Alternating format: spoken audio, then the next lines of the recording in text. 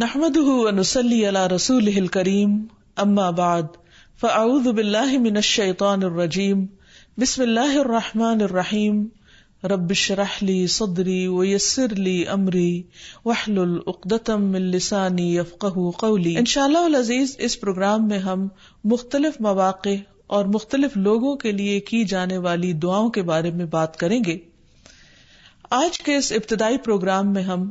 دعا کے آداب اور قبولیت کے مواقع وغیرہ کے موضوع پر بات کریں گے۔ دعا کیا ہے؟ دعا بندے کی اپنے رب سے التجا ہے، فریاد ہے، اس بات کا اظہار ہے کہ اے رب میں محتاج ہوں، میں فقیر ہوں اور تو داتا ہے، تو دینے والا ہے، سارے خزانوں کی کنجیاں تیرے ہاتھ میں ہے، تیرا دروازہ دن رات کھلا رہتا ہے، تو سب کی سنتا ہے، ہر وقت سنتا ہے، تو دل ہی دل میں پکارے جانے والی دعائیں بھی سنتا ہے اور زور سے بولی جانے والی بھی۔ دعا انسان کی تمناؤں کے لب پر آنے کا نام ہے، جیسے علامہ اقبال نے بہت خوبصورتی سے کہا تھا کہ لب پہ آتی ہے دعا بن کے تمنا میری، کہ میری تمنائیں، میری آرزوئیں، میرے اندر کی خواہشات اور میری ضروریات، ان سب کو پورا کرنے کے لیے اے رب میری کوششیں کافی نہیں، ان کی تکمیل کے لیے میں تیرے سامنے ہاتھ پھیلاتا ہوں اور میں تجھ سے ہی دعا کرتا ہوں۔ حضرت زکریا علیہ السلام نے بہت خشوع کے ساتھ اور بہت یقین کے ساتھ اپنے رب سے کہا تھا کہ وَلَمْ أَكُمْ بِدُعَائِكَ رَبِّ شَقِيًّا، کہ تجھ سے دعا مانگ کر اے رب میں کبھی بدبخت رہا ہی نہیں، نامراد رہا ہی نہیں، یعنی تو ضرور سنتا ہے، تو میری بھی سنے گا۔ اسی وجہ سے ہم دیکھتے ہیں کہ وہ ایک طویل عرصے تک اولاد کی محرومی کے باوجود کبھی مایوس نہیں ہوئے، اپنے رب کو پکارتے رہے، مانگتے رہے، حتیٰ کہ ان کی دعا سن لی گئی۔ کیونکہ دعا کی قبولیت میں یہ بات ہمیشہ یاد رہے کہ اللہ سبحانہ وتعالی اپنی خاص حکمت کے تحت یہ جانتا ہے کہ کس بندے کو کب کیا چیز عطا کی جانی چاہیے۔ تو آئیے ابتدا میں ہم دیکھتے ہیں کہ دعا مانگتے کیسے ہیں، دعا کا ادب کیا ہے، سلیقہ کیا ہے، کیونکہ یہ ایک انتہائی کمزور اور عاجز انسان کے الفاظ اس کے عظیم رب کی بارگاہ میں اٹھتے ہیں، تو پھر یہ کیسے ہونے چاہیے تاکہ دعائیں قبول ہو جائیں۔ تو اس سلسلے میں سب سے پہلی بات تو یہ ہے کہ انسان کو دعا مانگتے وقت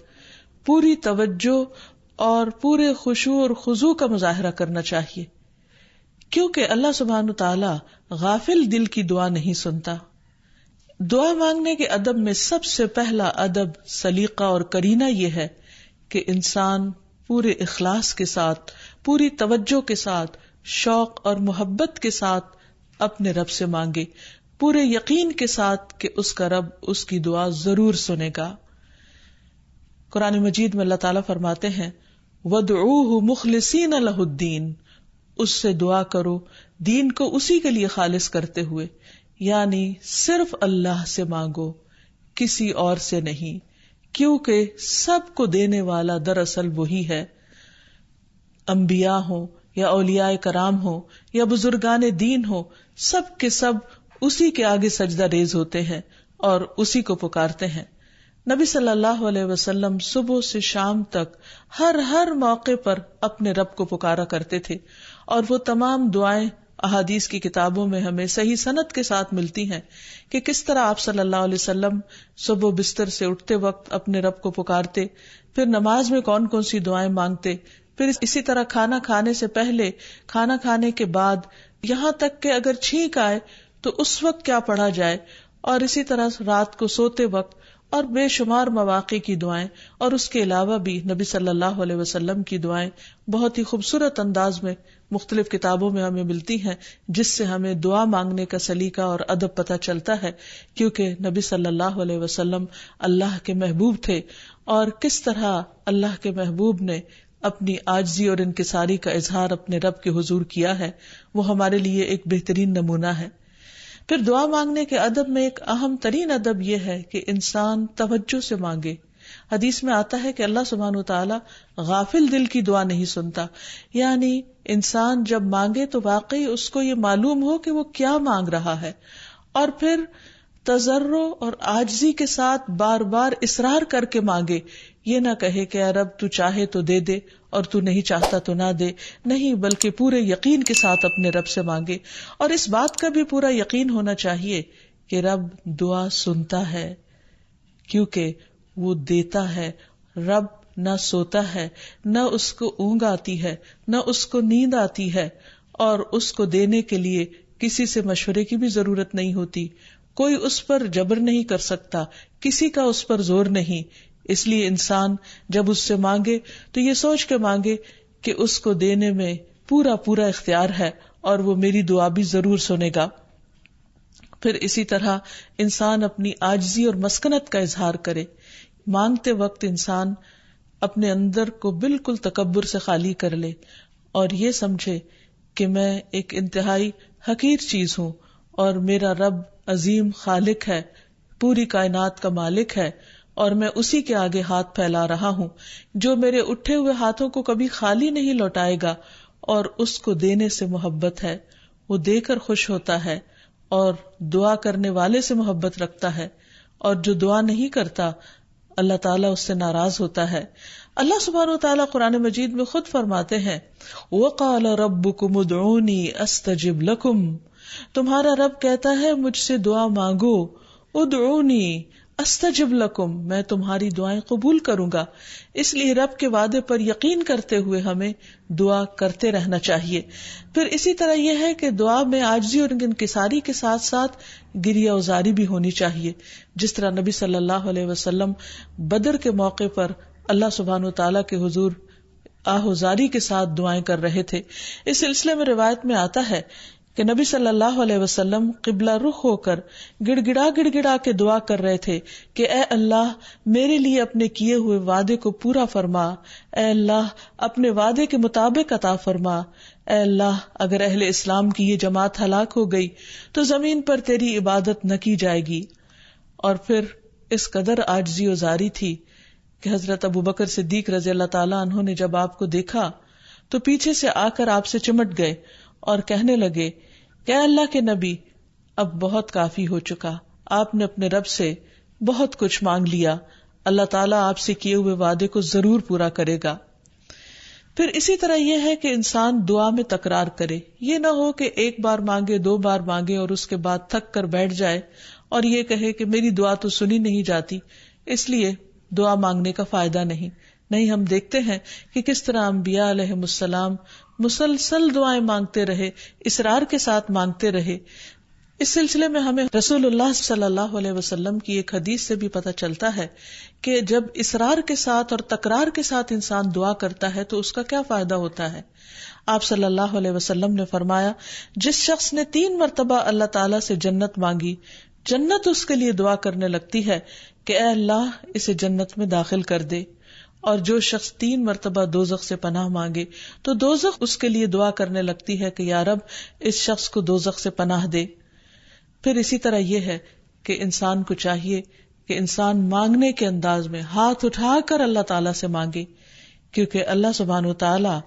بہت حیا والا ہے، بہت کرم فرمانے والا ہے۔ اس کو اس بات سے شرم آتی ہے کہ اس کا کوئی بندہ اس کے آگے ہاتھ پھیلائے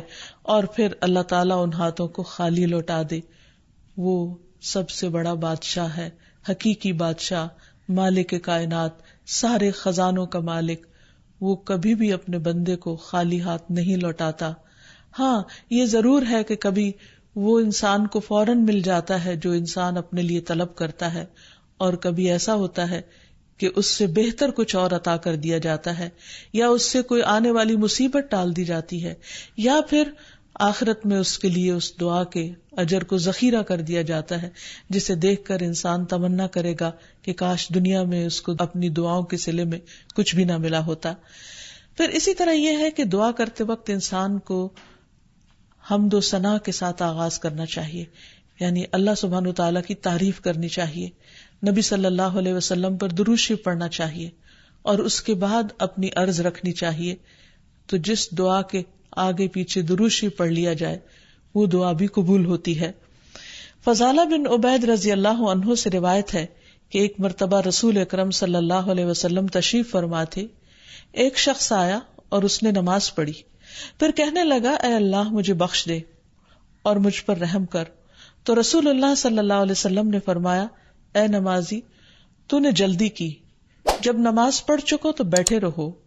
اللہ کی اس طرح حمد و ثنا بیان کرو جیسا کہ اس کا حق ہے، پھر مجھ پر درود بھیجو، پھر اس سے دعا کرو۔ یعنی یہ دعا مانگنے کا ادب اور سلیقہ ہے۔ پھر اسی طرح یہ ہے کہ انسان کی دعاؤں کی قبولیت میں بعض اوقات اس کے گناہ حائل ہوتے ہیں، اور جب انسان استغفار کرتا ہے، توبہ کرتا ہے تو دروازے کھل جاتے ہیں۔ اسی لیے انسان جب دعا کرے تو اس کے ساتھ ساتھ اپنے رب سے توبہ اور استغفار کرے۔ پھر اسی طرح دعا کرنے کے ادب میں سے ایک چیز یہ بھی ہے کہ انسان جب دعا کرنا شروع کرے تو سب سے پہلے اپنے لیے دعا کرے، پھر اپنے قریبی لوگوں کے لیے دعا کرے اور پھر تمام لوگوں کے لیے دعا کرے۔ جیسے حضرت ابراہیم علیہ السلام کی دعا میں آتا ہے ربنا اغفر لی ولوالدی وللمؤمنین یوم یقوم الحساب، کہ اے ہمارے رب مجھے بخش دے اور میرے والدین کو بخش دے اور تمام مومنوں کو بخش دے جس دن حساب کتاب قائم ہو۔ پھر اسی طرح دعا مانگنے کے آداب میں سے یہ بھی ہے کہ انسان جامع الفاظ کے ساتھ، بہترین الفاظ کے ساتھ دعا مانگے، اور اس سلسلے میں ہم دیکھتے ہیں کہ نبی صلی اللہ علیہ وسلم سے بڑھ کر کس کے الفاظ جامع ہو سکتے ہیں، کمپریہنسو، کہ کم الفاظ میں زیادہ بڑی چیزیں مانگی گئی ہیں۔ اس لیے ہمیں مسنون دعاؤں کو یاد کرنے اور ان کو پڑھنے کا بھی اہتمام کرنا چاہیے۔ نبی صلی اللہ علیہ وسلم کو جو خاص چیزیں عطا کی گئی تھی ان میں سے ایک چیز جوامع الکلم تھی، جس کے بارے میں آپ نے فرمایا اوتیت جوامع الکلم، مجھے جامع بات کہنے کی صلاحیت بخشی گئی ہے، یعنی کم الفاظ میں زیادہ بڑا مضمون۔ پھر اسی طرح انسان کو اپنے نیک اعمال کو وسیلہ بنا کر دعا کرنی چاہیے۔ اگر زندگی میں انسان نے خالصتاً اللہ تعالیٰ کے لیے کچھ کام کیا ہو تو مشکل وقت میں، تکلیف کے وقت میں، پریشانی کے وقت میں انسان اپنے رب کے سامنے اس نیک عمل کا ذکر کر کے اس کے وسیلے سے دعا کرے۔ جیسے ہمیں ایک حدیث سے پتہ چلتا ہے کہ کچھ لوگ کہیں سفر پر جا رہے تھے تو راستے میں بارش شروع ہو گئی، بارش سے بچنے کے لیے انہوں نے غار میں پناہ لی، تو اتنے میں ایک بڑا پتھر لڑک کر غار کے دروازے کے آگے آ گرا اور غار کا دروازہ بند ہو گیا، اور اس طرح وہ باہر نہیں نکل پا رہے تھے۔ تو اس وقت ان تینوں نے آپس میں یہی سوچا کہ ہم اپنے اس عمل کو سامنے رکھ کر اللہ تعالیٰ سے دعا کرتے ہیں جو خالصتاً ہم نے اللہ تعالیٰ کی رضا کے لیے کیا۔ تو بہرحال تینوں نے اپنے اپنے نیک عمل کا ذکر کیا، جس کی بدولت ان کی دعا قبول ہو گئی اور غار کے پتھر ہٹ گیا جو کہ بظاہر ناممکنات میں سے تھا، اور اس طرح وہ لوگ وہاں سے نکل آئے، ادروائز ان کی زندگی بھی خطرے میں تھی۔ پھر اسی طرح یہ ہے کہ اللہ تعالیٰ کے خوبصورت ناموں کو وسیلہ بنا کر دعا کرنی چاہیے۔ قرآن مجید میں آتا ہے وَلِلَّهِ الْأَسْمَاءُ الْحُسْنَى فَادْعُوهُ بِهَا، اور اللہ کے لیے ہیں اچھے اچھے نام، بس اسے پکارو ان ناموں کے ذریعے، یعنی ان کے وسیلے سے۔ تو اللہ سبحانہ وتعالیٰ کے نام مختلف دعاؤں کے آخر میں بھی آتے ہیں، اور اس کے علاوہ اللہ تعالیٰ کے ان سارے ناموں کو پڑھ کر بھی دعا کی جا سکتی ہے، یا پھر کسی خاص نام کے ساتھ بھی اس کو پکارا جا سکتا ہے۔ جیسے عموماً ہم یا اللہ تو کہتے ہی ہیں، یا پھر یا رب، یا رحمان، یا رحیم، یا کریم، یا ذی الجلال والاکرام، یا حی یا قیوم برحمتک استغیث۔ ان اچھے اچھے ناموں کے ساتھ اللہ تعالیٰ کو بار بار پکار کر دعا کرنے سے دعا قبول ہوتی ہے۔ پھر اسی طرح اگر کوئی شخص باوضو دعا کرتا ہے تو اس کی دعا بھی قبول ہوتی ہے۔ اس سلسلے میں ہم دیکھتے ہیں ابو عامر رضی اللہ عنہ جب شہید ہوئے تو ابو موسیٰ اشعری رضی اللہ عنہ نے آ کر نبی صلی اللہ علیہ وسلم کو اس کی خبر دی اور کہا کہ ابو عامر نے کہا تھا کہ آپ صلی اللہ علیہ وسلم سے کہنا کہ میرے لیے استغفار کریں۔ آپ نے پانی طلب فرمایا، وضو کیا، پھر ہاتھ اٹھا کر دعا کی، اے اللہ عبید ابو عامر کی مغفرت فرما۔ پھر اسی طرح دعا کی قبولیت کے آداب میں سے ایک ادب یہ بھی ہے کہ انسان حلال رزق کا اہتمام کرے۔ نبی اکرم صلی اللہ علیہ وسلم نے ایک شخص کا ذکر کیا کہ وہ طویل سفر کرتا ہے، پریشان حال ہے، اور خاک آلود ہے اس کے بال اور اس کا لباس، اور وہ بہت تھکا ہوا ہے اور اپنے ہاتھ آسمان کی طرف اٹھا کر کہتا ہے یا رب یا رب، لیکن اس کی دعا کہاں سے قبول کی جائے؟ اس کا کھانا بھی حرام کا، اس کا پہننا بھی حرام کا، اور وہ حرام پر ہی پرورش پایا، تو اس کی دعا کہاں سے قبول ہو؟ تو اس سے یہ پتہ چلتا ہے کہ انسان اگر یہ چاہتا ہے کہ اس کی دعائیں قبول ہوں تو وہ اپنے کھانے پینے اور اپنے لباس اور اپنی زندگی میں بھرپور طریقے سے حلال کا اہتمام کرے. پھر اسی طرح یہ ہے کہ دعا میں تصنع اور تکلف سے پرہیز کرنا چاہیے. اس سلسلے میں ایک حدیث میں آتا ہے، ابن عباس فرماتے ہیں کہ دعا میں قافیہ بندی سے پرہیز کرتے رہنا، کیونکہ میں نے رسول اللہ صلی اللہ علیہ وسلم اور آپ کے صحابہ کو دیکھا ہے کہ وہ ہمیشہ اس سے اجتناب کرتے تھے، یعنی اس سے بچا کرتے تھے. پھر اسی طرح دعا میں مبالغے سے بھی پرہیز کرنا چاہیے. نبی صلی اللہ علیہ وسلم نے فرمایا عنقریب اس امت میں ایسے لوگ آئیں گے جو طہارت اور دعا میں مبالغہ کریں گے، یعنی حد سے زیادہ لمبی دعائیں کریں گے، کیونکہ دعا اس وقت تک انسان کو کرنی چاہیے جب تک اس کا خشوع و خضوع قائم رہے اور واقعی وہ اللہ سے دعا کر رہا ہو. لیکن صرف لمبی دعا اس لیے کہ شاید بہت زیادہ لمبی دعا کرنے سے زیادہ قبولیت ہوگی، تو اصل چیز کوالٹی ہے. بعض اوقات انسان صرف ایک جملہ بولتا ہے لیکن اتنے درد کے ساتھ، اتنے احساس کے ساتھ، اتنی شدت کے ساتھ کہ وہی کافی ہو جاتا ہے. جیسے یونس علیہ السلام نے مچھلی کے پیٹ میں پکارا تھا، لا الہ الا انت سبحانک انی کنت من الظالمین، کہ لا الہ الا انت، نہیں کوئی الہ مگر تو ہی، سبحانک تو پاک ہے، انی کنت من الظالمین، بے شک میں ظالموں میں سے ہوں، میں گناہ گاروں میں سے ہوں. تو ان کی دعا فوراً سن لی گئی، قبول کر لی گئی. پھر اسی طرح کچھ اوقات اور مقامات ایسے ہیں کہ جہاں انسان کی دعا قبول ہوتی ہے.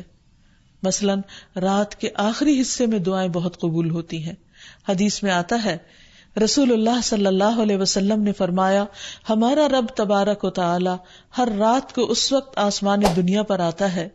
جب رات کا آخری تہائی حصہ رہ جاتا ہے. وہ کہتا ہے کوئی مجھ سے دعا کرنے والا ہے کہ میں اس کی دعا قبول کر لوں؟ کوئی مجھ سے مانگنے والا ہے کہ میں اسے عطا کر دوں؟ کوئی مجھ سے بخشش طلب کرنے والا ہے کہ میں اسے بخش دوں؟ یعنی اگر کوئی اس وقت مجھ سے دعا کرے گا تو میں ضرور اس کی دعا قبول کر لوں گا. لیکن عموماً رات کے آخری حصے میں انسان گہری نیند میں چلا جاتا ہے اور یہ قبولیت کا وقت اس سے کھو جاتا ہے. تو اس خصوصی طور پر اگر انسان کی زندگی میں کوئی پریشانی ہو یا کچھ چیزوں کے بارے میں وہ واقعی سنجیدہ ہو کہ وہ اسے ملنی چاہیے دنیا اور آخرت کی کامیابیوں میں سے، بھلائیوں اور خیر میں سے، تو اس کو چاہیے کہ اس وقت میں دعا کا اہتمام کرے. نبی صلی اللہ علیہ وسلم نے یہ بھی فرمایا کہ تمام اوقات سے زیادہ بندہ پچھلی رات میں اپنے رب کے قریب ہوتا ہے، پس اگر تم سے ہو سکے تو تم اس گھڑی میں اللہ کو یاد کرنے والوں میں سے بن جاؤ تو ضرور بن جاؤ. پھر اسی طرح آذان کے بعد اور اقامت سے پہلے دعا قبول ہوتی ہے. یعنی مؤذن جب آذان دے رہا ہو تو جو الفاظ وہ دہرا رہا ہو ان کو دہراتے جانا چاہیے، سوائے حی علی الصلاح اور حی علی الفلاح کے، کہ اس کے جواب میں لا حول ولا قوت الا باللہ پڑھنا چاہیے. اور جب مؤذن آذان کہہ چکے تو آذان کے بعد کی دعا پڑھ کے، درود شریف پڑھ کر، جو بھی انسان کے دل میں حاجت ہو وہ اپنے رب کے سامنے رکھے. تو وہ دعا کے قبولیت کا وقت ہوتا ہے، اس وقت آسمان کے دروازے کھلتے ہیں. تو اس وقت انسان کو یہ وقت ضائع نہیں کرنا چاہیے اور چھوٹی چھوٹی چیزیں بھی اپنے رب سے مانگتے چلے جانا چاہیے تاکہ انسان کسی انسان کا محتاج نہ ہو. پھر اسی طرح سجدہ میں انسان اپنے رب کے بہت قریب ہوتا ہے، اس وقت دعائیں خوب سنی جاتی ہیں، تو خوب انسان کو پکارنا چاہیے. فرض نماز کے بعد دعا قبول ہوتی ہے، تو فرض نماز کے بعد آیت الکرسی پڑھنا اور دعا مانگنا انسان کے فائدے میں ہے، بجائے اس کے کہ انسان فوراً مصلی سے اٹھ جائے یا ادھر ادھر کی باتیں شروع کر دے. پھر اسی طرح جمعے کے دن ایک خاص گھڑی ہوتی ہے جس میں انسان کی دعا قبول ہوتی ہے، اور اس کے بارے میں ایک روایت میں آتا ہے کہ وہ جمعے کے دن کی آخری گھڑی ہوتی ہے. تو بہرحال جمعے کے دن خصوصی طور پر دعاؤں کے مانگنے کا اہتمام کرنا چاہیے. پھر اسی طرح ماہ رمضان میں ہر دن اور رات میں ایک گھڑی ایسی ہوتی ہے کہ جس میں دعا قبول ہوتی ہے، اس وقت بھی زیادہ سے زیادہ دعائیں مانگنی چاہیے. عرفہ کے دن اللہ سبحانہ وتعالی سب سے زیادہ لوگوں کو جہنم کی آگ سے آزاد کرتا ہے، تو اس دن وہاں کے لوگ جو حج پر گئے ہیں وہ تو دعائیں مانگتے ہی ہیں. اور جو لوگ نہیں بھی جا سکے وہ بھی اس دن کی برکت سے فائدہ اٹھاتے ہوئے خوب خوب دعائیں کریں. پھر اسی طرح بارش ہوتے وقت بھی دعا قبول ہوتی ہے. پھر زمزم پیتے وقت دعائیں قبول ہوتی ہیں. قرآن مجید کی تلاوت کے بعد دعا قبول ہوتی ہے. تو انسان کو ان مواقع سے خوب خوب فائدہ اٹھانا چاہیے. پھر اسی طرح مریض اور میت کے پاس جو دعائیں کی جاتی ہیں وہ بھی قبول ہوتی ہیں. اور آخر میں یہ کہ رسول اللہ صلی اللہ علیہ وسلم نے بعض ایسے کلمات بتائے ہیں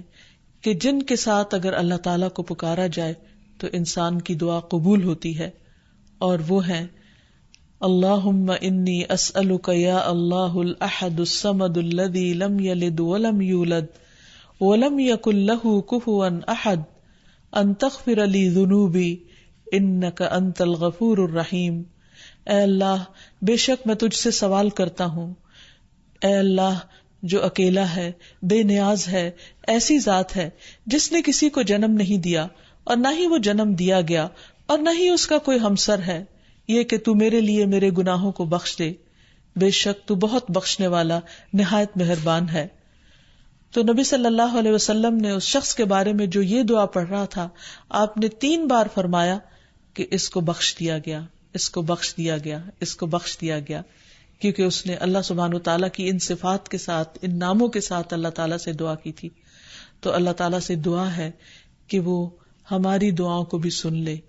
اور ہمیں قبولیت کے اوقات سے بھرپور فائدہ اٹھانے کی توفیق دے اور ہمیں دعائیں مانگنے کے آداب سکھا دے. وآخر دعوانا ان الحمد للہ رب العالمین. السلام علیکم ورحمۃ اللہ وبرکاتہ.